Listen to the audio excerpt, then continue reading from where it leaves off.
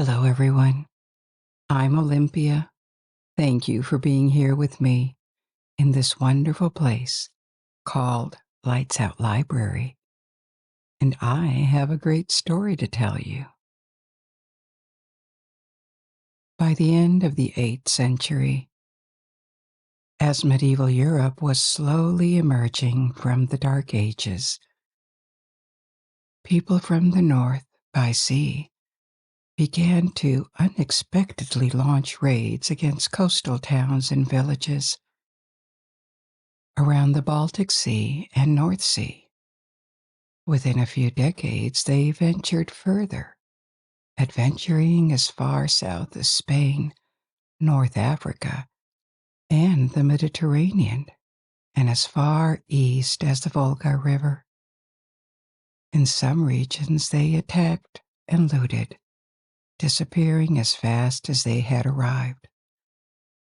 In other regions, they settled and explored, from the vast steppes of what would become Russia to the cold waters of the North Atlantic Ocean, all the way to Iceland, Greenland, and America. These people were Norsemen, that we also call Vikings. We will examine where the term Viking originates from. European chronicles of the time depicted these Norsemen with a mixture of fear and condemnation, because they were looters and merciless warriors. They were also pagans, at a time when many of the regions they attacked were populated by Christians.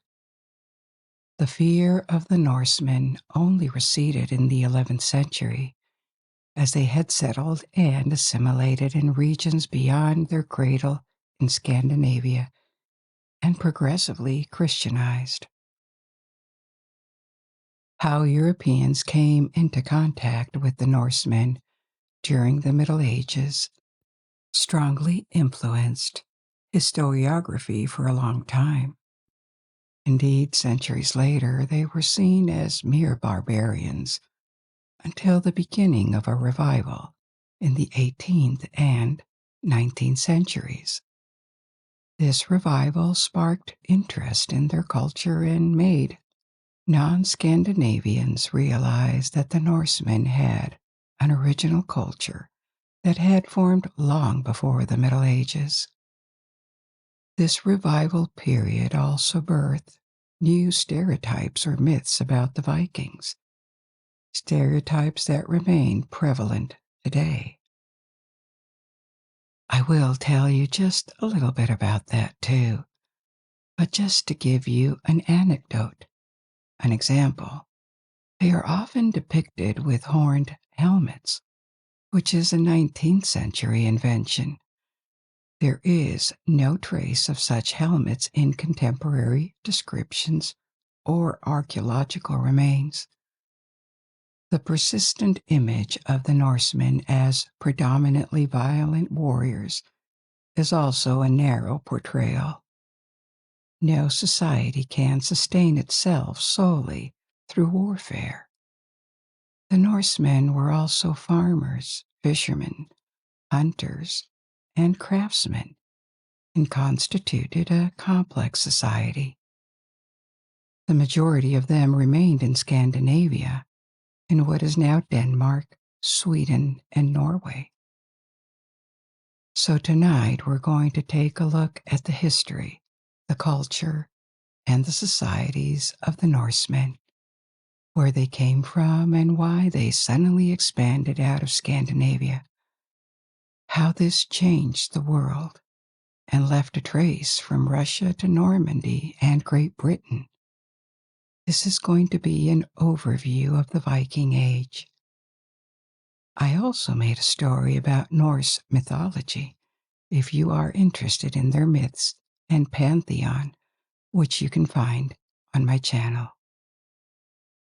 But first, I would like to take a few seconds of your time to let you know that we have a Patreon page for those of you who wish to and can support this project, get more of it, and listen ad-free on your favorite podcast app. Patreon is a platform that allows you to contribute directly to our work financially. If you join, you will gain access to various new features. For example, you will have the option to listen to all episodes with or without background sounds and receive regular bonus episodes. We already offer several exclusive episodes to our Patreons with very interesting topics, such as the Library of Alexandria, the history of stained glass, the life of Frida Kahlo, and others. In addition, you will have the capability to download all these audios and participate in selecting future topics. We also offer advance releases and updates on upcoming episodes. We hope to see you there soon so that we may continue developing Lights Out Library, which we thoroughly enjoy. You will find a link in the description box and pinned in the first comment under the video. As always, you do not need to watch the video to follow along. If you fall asleep and wish to resume the video later, or jump directly to a particular part of the story, timestamps are also listed in the description and pinned in the first comment, as well as links to different streaming options like Spotify, Apple Podcasts, and Amazon Music, which may be better suited for you. But before we begin, if you wish to, you may close your eyes and allow yourself to forget about any worries as we embark on this adventure together. Now assume a comfortable position. Maybe move a little bit to settle. Take a long, deep, relaxing breath. And when you slowly exhale, feel your shoulders drop. Release the tension in your neck. Let your face soften and your jaw relax. And make sure your fingers are not clenched and that your legs are relaxed too. And allow the sound of my voice to guide you through this journey. And now it's time to explore. The story begins over 1,200 years ago, when Viking ships' sails started to multiply in the Baltic and the North Sea. Traditionally, the start of the Viking Age is dated to 793 AD, when an attack occurred against the Abbey of Lindisfarne in England. At the time, this abbey was an important center of learning, and possibly dozens of monks resided there. It was located off the coast of northern England, near the border with Scotland. The monks were either cast into the sea or taken away as slaves. The abbey was looted, and the Norsemen disappeared. This year, 793, was chosen as the start because this attack was impactful, but it wasn't necessarily the very first one. Archaeological findings indicate that there were contacts as early as the 8th century between Scandinavia and Great Britain. This was also true for the southern shores of the Baltic Sea, which were close to Scandinavia, which today is Germany, Poland, and the Baltic states. These raids only intensified in the subsequent decades and into new regions. Throughout the 9th century, the Viking scare spread to many coastal regions of Europe and even inland. This was possible because the Norsemen also sailed rivers on their ships and could attack settlements dozens of miles away from the sea. But who exactly were these warriors? What were they seeking, and why had they started to venture out of Scandinavia? The Norsemen, or Norse people, had settled in Scandinavia centuries earlier as a branch of Germanic peoples, thriving alongside the Celts, Greeks, Italic peoples, and many others.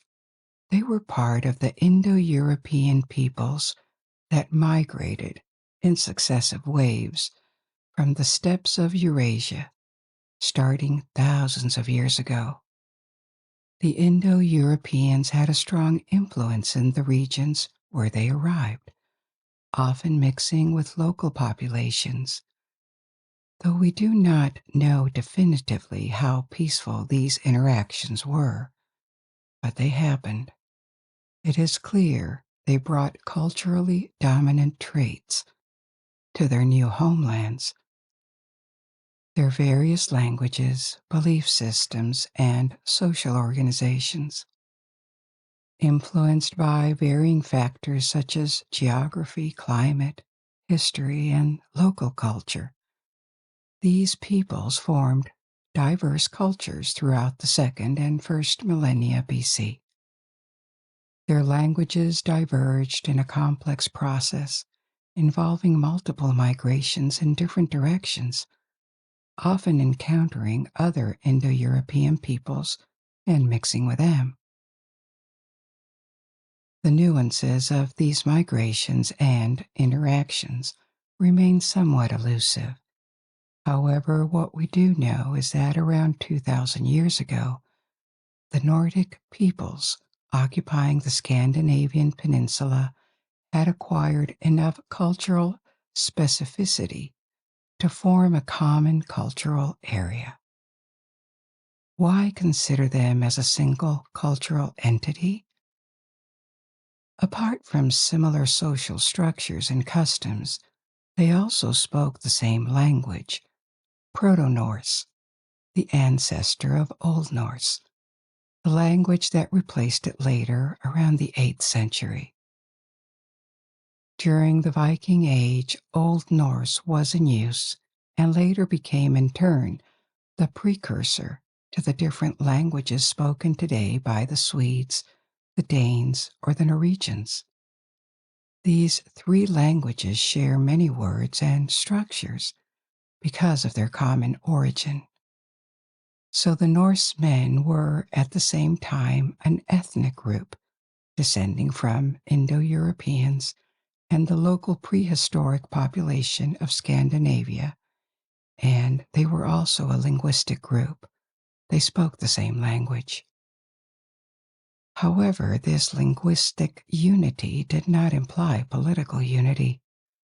For instance, in the 9th century, the largest Norse state was probably in Denmark, but it barely covered half of modern Denmark and was primarily centered on the Jutland Peninsula, the part of Denmark that is connected to the continent.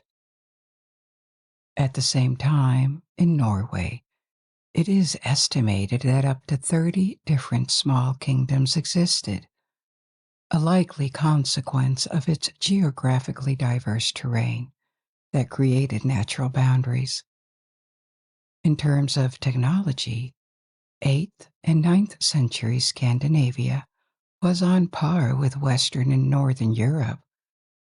We see it in their metalwork, the houses they built, their crafts.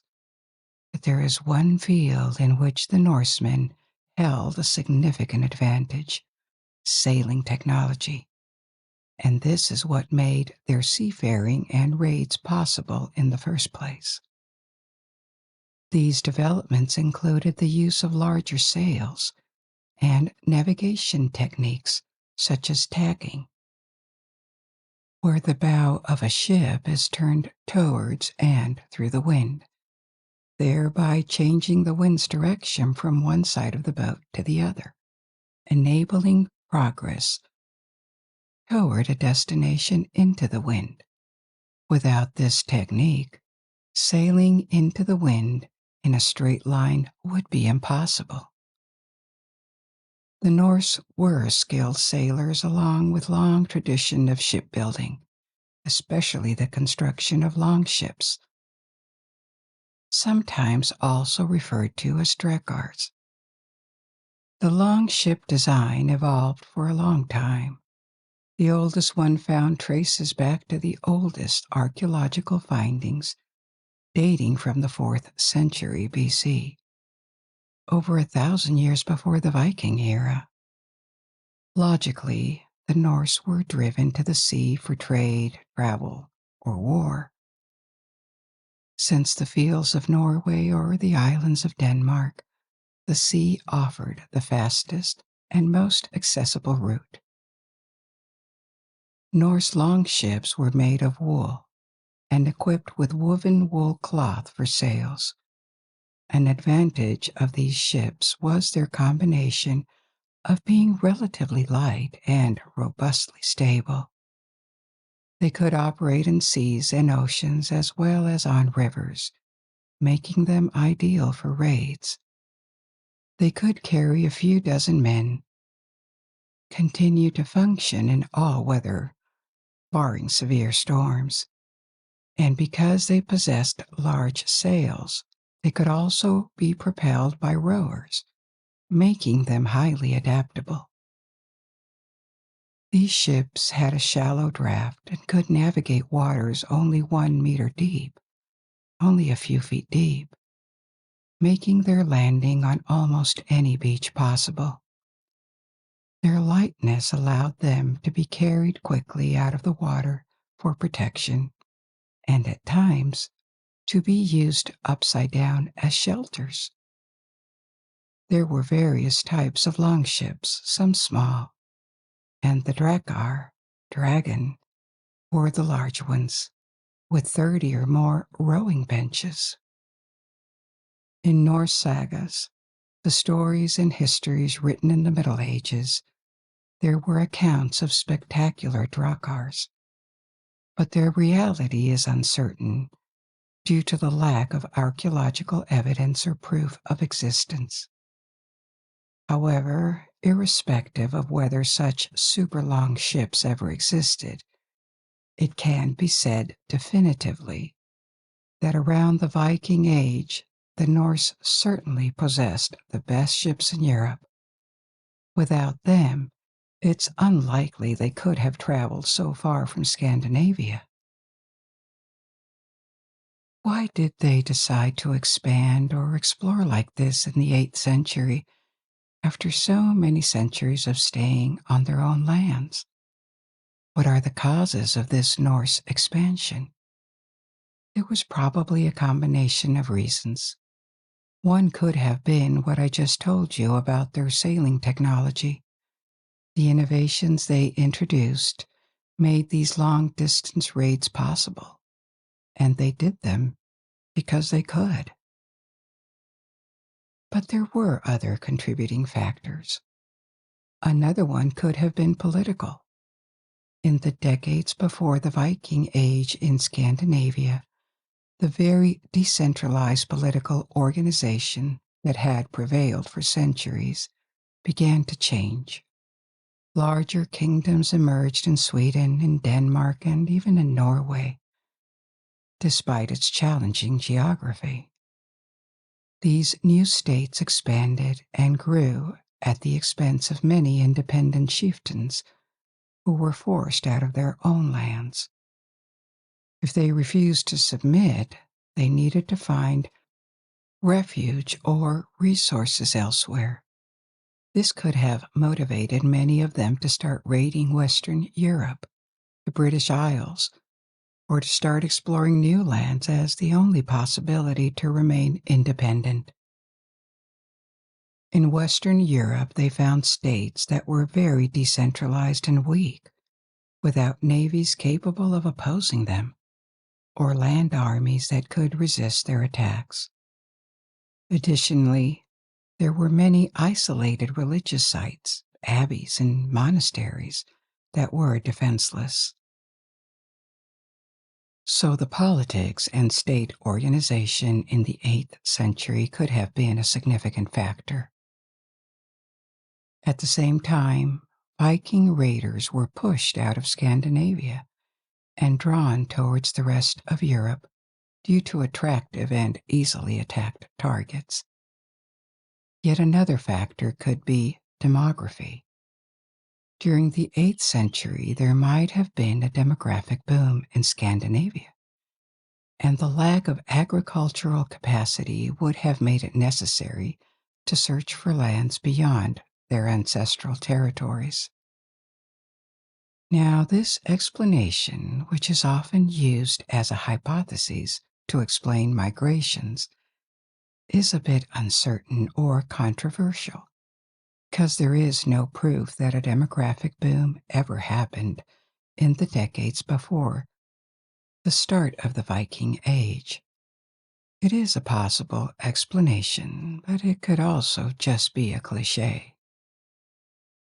Realistically, it is difficult to know how many inhabitants there were at that time in Scandinavia. One estimate I found of population in European countries around the year 1000 suggests a number between 1 and 1.5 million. 500,000 in Denmark, 400,000 in Sweden, and 200,000 in Norway. For comparison, at the same time, the whole of Great Britain would have had about 2 million inhabitants. Italy had 7 million, Germany 5 to 6 million, and France 9 million. It's true that Scandinavia did not have vast expanses of fertile land, but it was still relatively sparsely populated. A Norse kingdom with a few thousand or tens of thousands of subjects would have been already quite large, because they weren't many in number. The Vikings always operated in small groups rather than large armies, except in very particular cases. They couldn't assemble armies of several thousand, making the demographic explanation uncertain. Another factor that seems probable is the economic explanation. The 8th century saw increased prosperity around Western Europe and the Mediterranean following the desegregation of the Western Roman Empire. Europe had fallen into a long period of demographic and economic decline. This period, called the Dark Ages, saw the collapse of trade in the 5th century, when regions connected by roads and the same administration became isolated. Out of these ruins, a new society organized around local chieftains and lords gradually formed over several centuries, a feudal-type society that would reach its final form later in the Middle Ages. In the 7th and 8th centuries, this transformation was taking place, and many communities, villages, or chiefdoms still lived in an almost autarkic economy. They survived on the food they produced and traded very little with the rest of the world.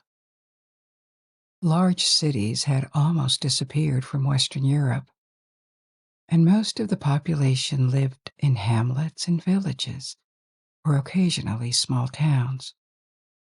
Christian monasteries had grown, either near villages or in isolated areas. Standards of living and general wealth were still well below what they once had been under the Roman administration.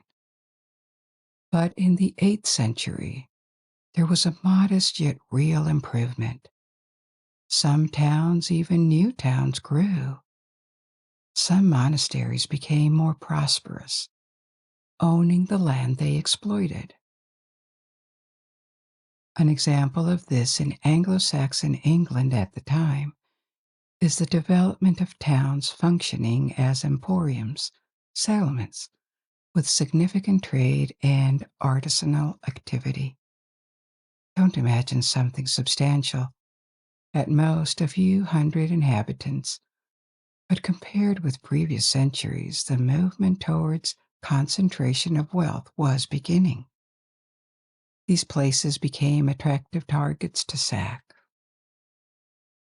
Before the Viking Age, there were occasional trade connections between Scandinavia and these towns, so the Norse were aware of their existence.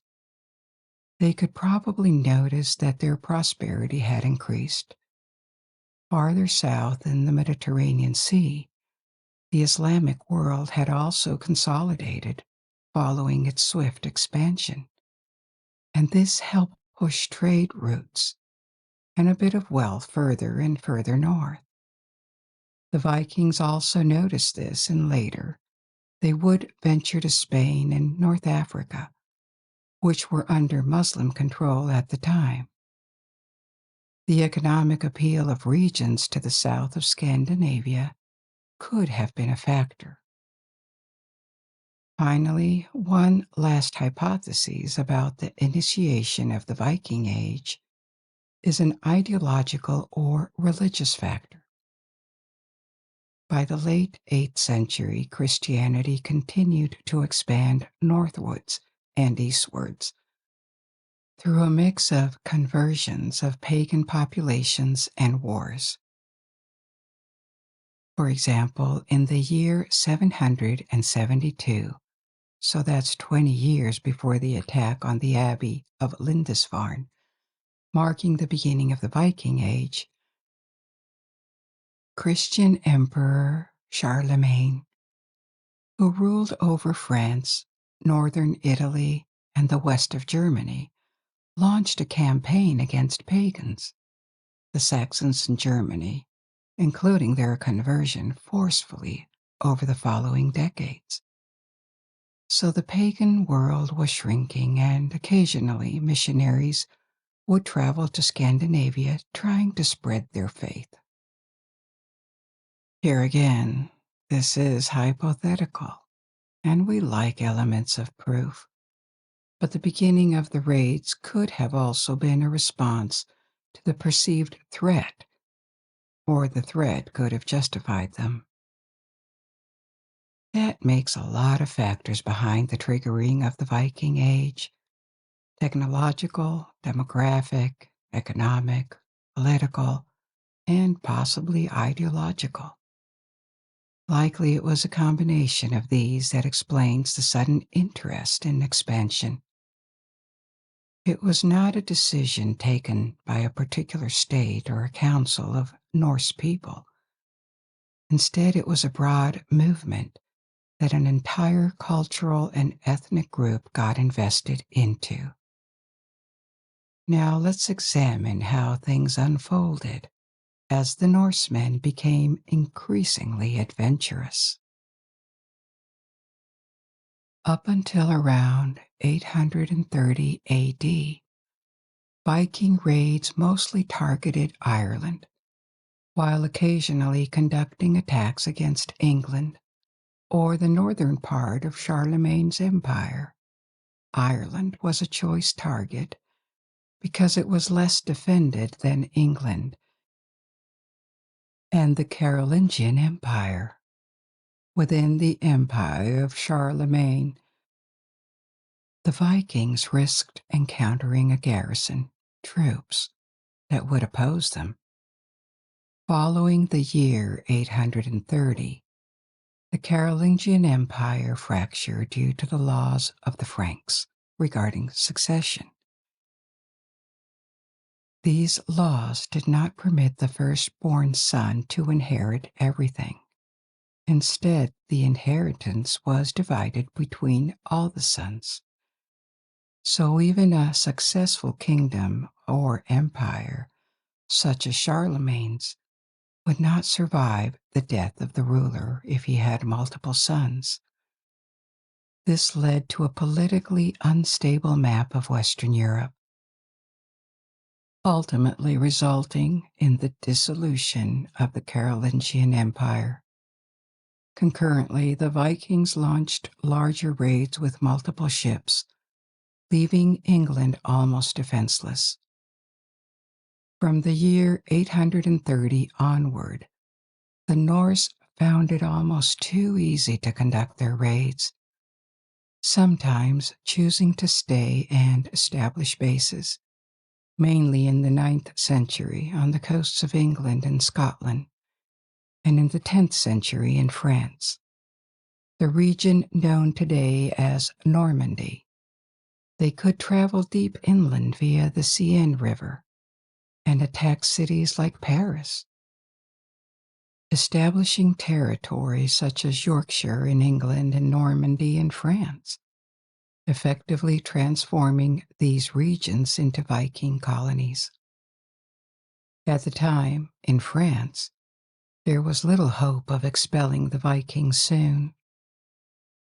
So the Frankish king of West Francia, the western part of Charlemagne's empire that later became the Kingdom of France, King Charles the Simple, challenged the situation and dealt with the Norse. He negotiated with the Viking leader Rollo, a chieftain of uncertain Danish or Norwegian origin. The king granted Rollo the title of Duke of Normandy and full rights over this fertile and strategically located land at the crossroads of northern and southern Europe, facing Great Britain. In return, Rollo swore loyalty to King Charles the Simple, which made him one of the main lords of the kingdom. Rollo vowed to defend the kingdom from further Viking attacks. This agreement took place at the beginning of the 10th century, in the year 911. The Normans, now established in Normandy, began to assimilate local culture.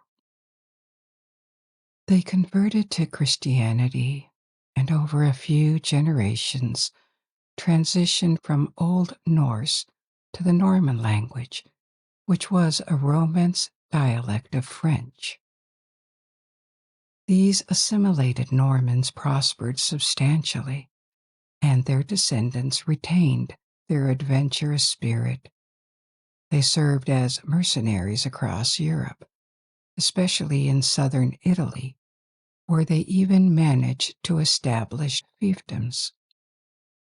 And in England, the Duke of Normandy, William the Conqueror, invaded Western Europe in the 11th century.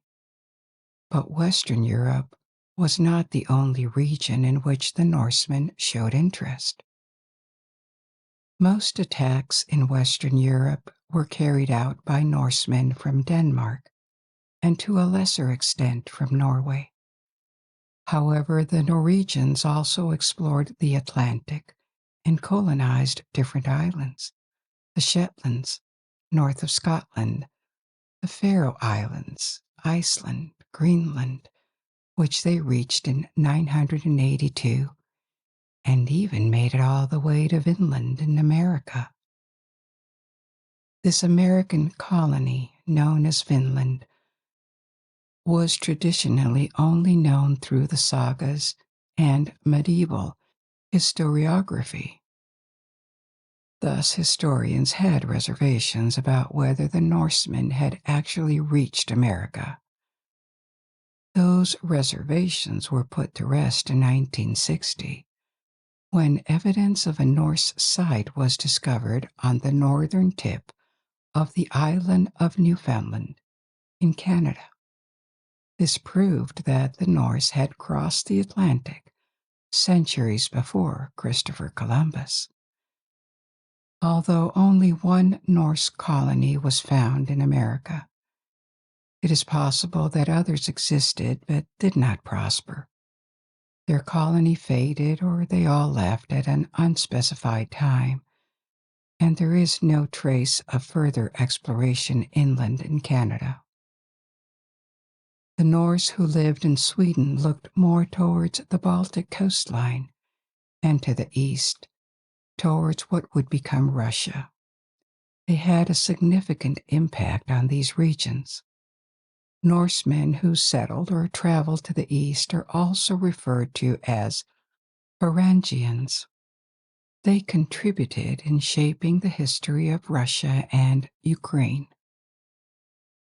In 859, a chieftain named Rurik from the Rus tribe is believed to have conquered or was invited to reign in Novgorod in the north of western Russia.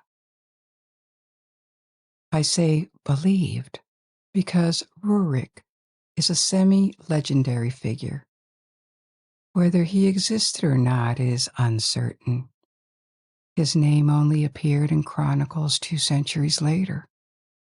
However, it is certain that this region of northwestern Russia fell politically to the Norse.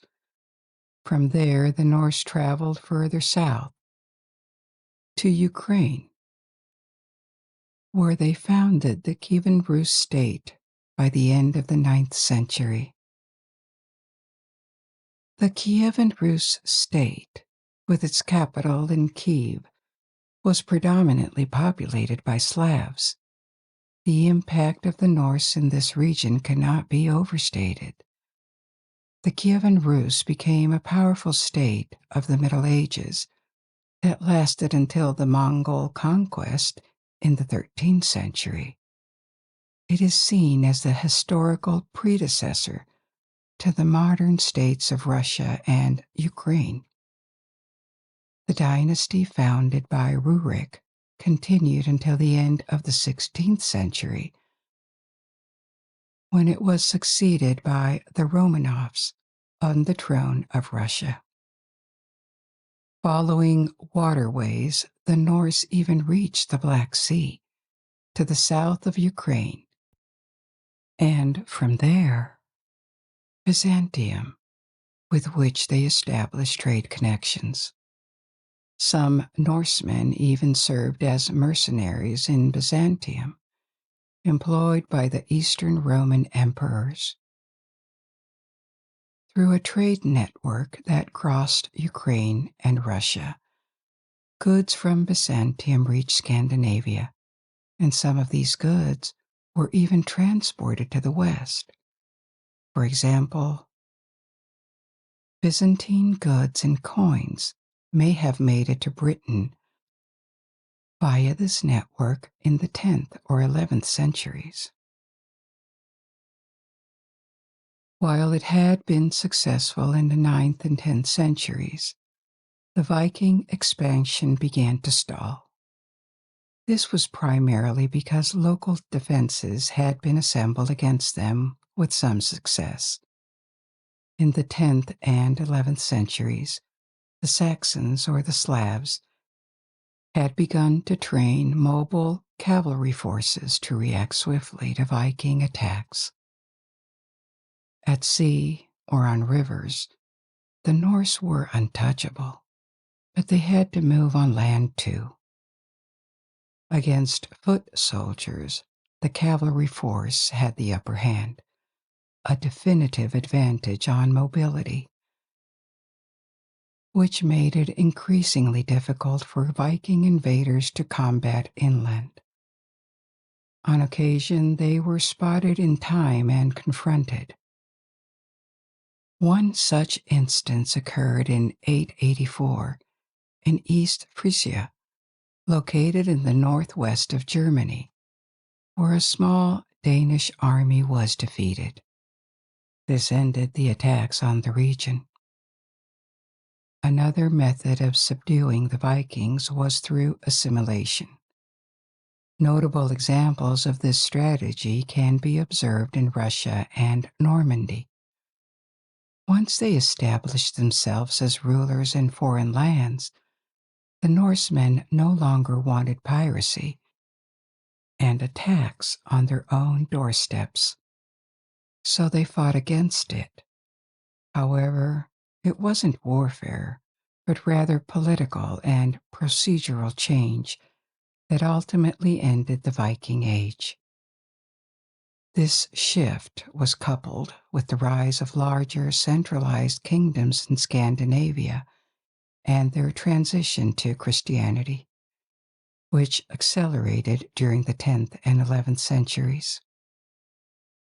At the time, Scandinavia was divided into several small kingdoms or chieftaincies, all of which frequently engaged in territorial disputes, resulting in internal strife and battles between Norsemen. Kings of Denmark, Norway, and Sweden were generally expansionists, constantly striving to unify larger territories. This practice had persisted for centuries, even predating the Viking Age. Yet, when some of these leaders converted to Christianity, it intensified the animosity, transforming these skirmishes into cultural or religious conflicts. Ultimately, Christian kings triumphed in all three countries, and the older Norse beliefs declined sharply, becoming virtually extinct in the 12th century. The now Christian Norse kingdoms were heavily influenced by the feudal states from the rest of Europe. Their conversion connected them to a religious area that spanned the majority of Europe. The culture of exploration and raiding that had been upheld for generations vanished in this new order. Although they maintained distinctive languages and traditions, the Scandinavian populations became bound to a Christian Europe, and their kingdoms now abided by the same rulers. The taste for long-distance expedition did not entirely vanish.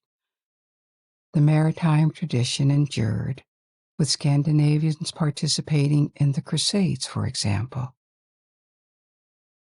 But there were no longer independent chiefs eager to launch expeditions beyond the seas for profit or expansion gain.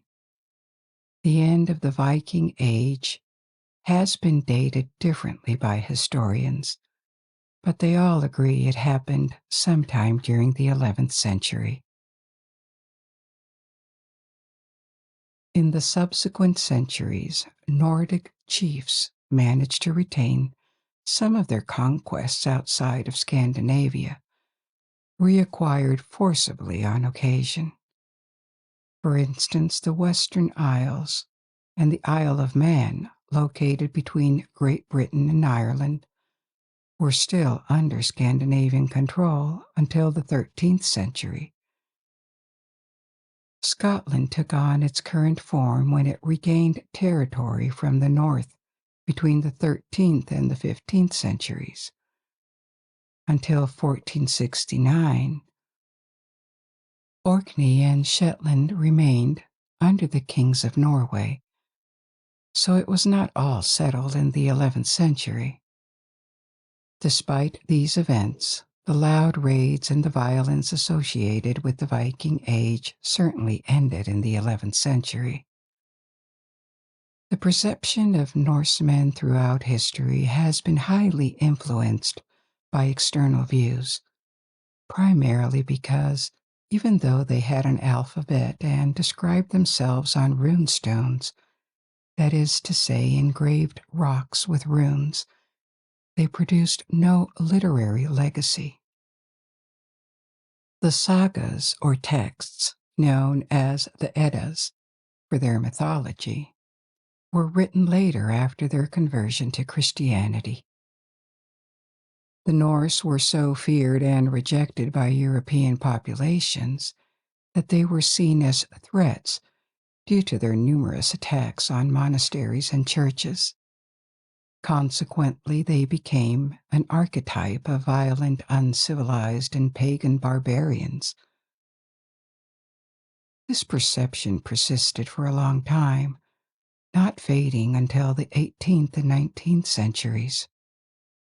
During this period, a new interest emerged in pre-Christian cultures, and a fresh appraisal began to take shape. Although this perspective also harbored its own biases, they differed from the earlier one. Influenced by Romanticism, the Norse were increasingly pictured as noble warriors with a strict code of honor. It was also during this time that cliches, such as the horned helmets, which are often inaccurately associated with the Norse, began to surface. Additionally, there was a rediscovery of their rich mythology, with its colorful stories, creatures, and gods that excited many imaginations. Norse mythology became a significant source of inspiration for fantasy literature. However, as we have seen, the Norse were far more than mere warriors. They were also traders, they farmed, and they had a complex society. So let's delve deeper into their society. What was it like to live in Scandinavia 1,200 years ago? Well, first, their society was divided into three main classes: the thralls, the carls, and the jarls. The first one, the thralls, was the lowest ranking class, and they were basically slaves. They could comprise as much as a quarter of the total population and belonged to others. The thralls worked as servants and farm workers.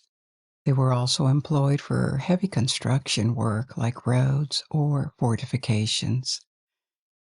New thralls were supplied by the sons and daughters of existing thralls, who were born into this class, or by capture.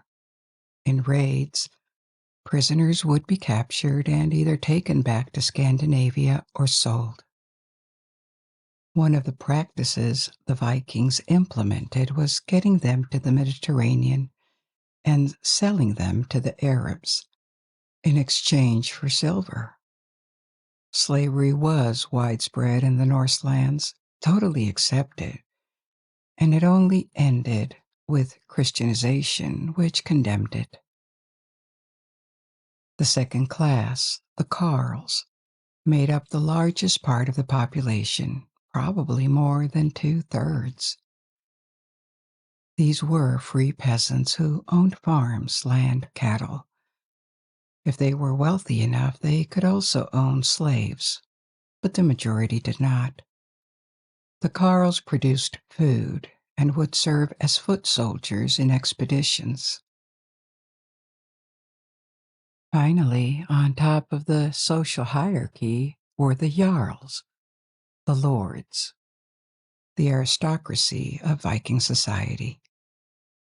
They owned the large estates, longhouses, horses, and often many slaves who made their estates work. The Jarls were in charge of administration, politics, and welfare, and they took the initiative to go abroad on expeditions.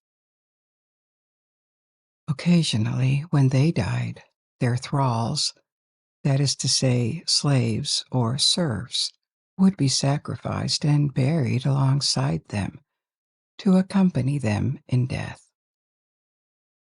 People were born into these classes, but they were not completely closed. It seems occasionally someone could descend as a punishment or rise for distinguished service. There were also systems of mutual obligation between individuals.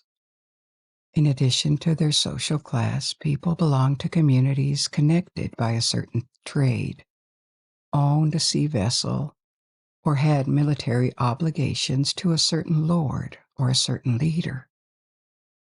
Assemblies were held in villages, attended by free people.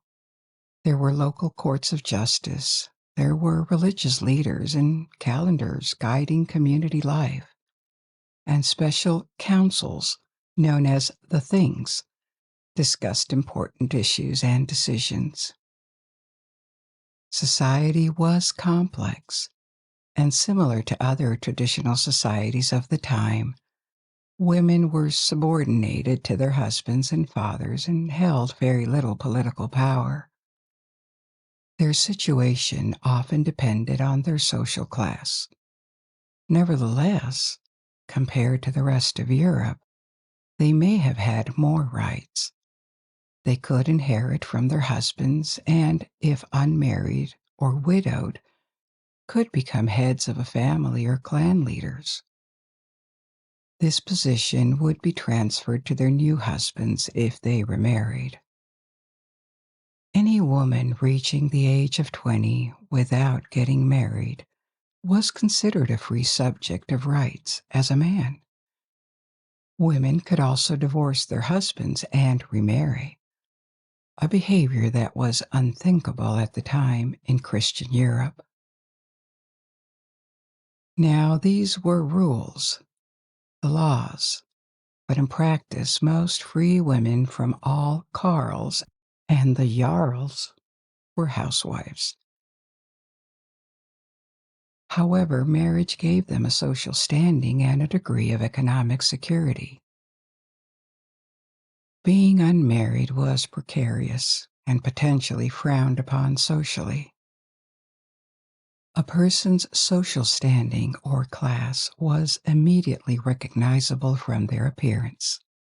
Men and women of the jarls, aristocracy, were typically well groomed, a far cry from the disheveled appearance often depicted. They displayed their status by wearing expensive clothes, often silk from distant lands, and adorned themselves with crafted jewelry, brooches, belt buckles, necklaces, armories. Most of these pieces were crafted in Scandinavia, which showed the fine craftsmanship of the Norse at the time. Archaeological finds suggest a strong taste for grooming and hygiene was developed, and not just for the jarls, but also for the carls. It is common to find high-quality combs in the tombs of both jarls and carls. Their diet was diverse, including a variety of meats prepared, boiled, fried, cured, or smoked. There was plenty of seafood, bread, porridge, dairy products, nuts, vegetables, berries, and fruits. The specific food items relied on their location and harvest, which were not always favorable. Nonetheless, archaeology attests to a relatively healthy population compared to the standards of the time. Men averaged 1.7 meters, which is 5 feet 7 inches in height, and women 1.55 meters, 5 feet 1 inch, a relatively tall population for the period. Their garments were often made of linen and wool. Flax, a key crop for the Norse, provided oil, food, and, importantly, raw material for making linen. The Norse also had substantial wool production, used for clothes and making sails. They enjoyed exotic products obtained from trade. Apart from silk that came from Byzantium and was imported in large quantities and was found in many tombs, there were also spices, glass. Glass was often made into beads for decoration, and wine from Germany and France, which complemented their production of beer and mead. These items were paid for with valuable exports like amber, which is frequently found around the Baltic, fur, slaves, as I mentioned before, and textiles, as the Norse were skilled spinners and weavers of woolen cloth. There was much more to Norse culture and everyday life. But as you see, with their diverse crafts, their art, variety in their diet, their customs, and their complex social structure with laws and a writing system, The Norse were far from being an uncultured society often depicted through the chronicles of the Middle Ages. We are probably equally far from the image of a society of free, brave, and noble men that the romantic vision of the Vikings brought in the past 2 centuries. Starting with the word Viking itself, used today as a synonym for Norse. Its etymology is still a matter of debate. The term Viking emerged in English in the 18th century during the Viking revival to refer to the warriors from Scandinavia. In the 20th century, by extension, it came to name all the Scandinavian population of the Viking Age. So now, when we hear the term Viking, we think of medieval Norse. Before that, the Norse people had different names, such as Scandinavians. In northern Germany, Askomani, literally Ashman. In Ireland, Dubgale or Fingale, meaning dark and fair foreigners, respectively. And Danes by the Anglo-Saxons in Britain. The Franks called them Normans, and as we have seen before, they were also known as Varangians by the Slavs and Byzantines. With the end of the Viking Age, paganism went extinct. As the Scandinavians joined Christendom, they lost their reputation for ferocity. The Norsemen merged into history as their Old Norse language evolved into modern Scandinavian languages. Vegetation covered the rune stones, and the memories of their gods, their rituals, their adventures, and their world views slowly faded away. We have reached the end of our historical journey for tonight. I hope you enjoyed this adventure, and I invite you to discover and learn more. Now you can let go and sleep. Or, if you're not sleepy yet, you may pick another story from my ever-growing library. And until we meet again, good night. Sleep well.